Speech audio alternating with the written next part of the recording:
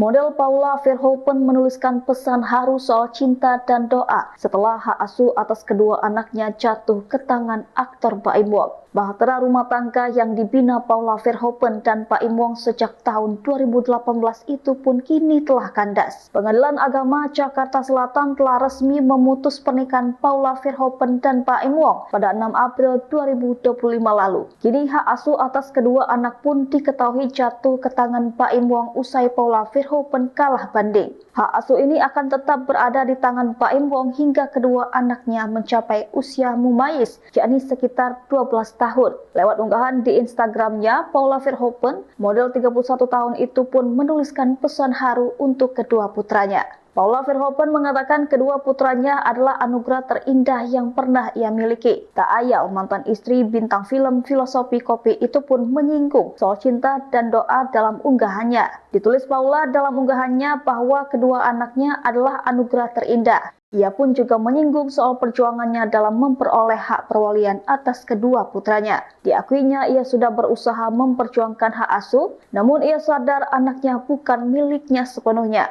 Model asal Semarang, Jawa Tengah itu pun percaya kelak kedua anaknya akan mengerti mengapa hal tersebut terjadi. Sebagai seorang ibu, ia juga tak pernah putus dalam mendoakan kedua buah cintanya. Download Tribun X sekarang, menghadirkan lokal menjadi Indonesia.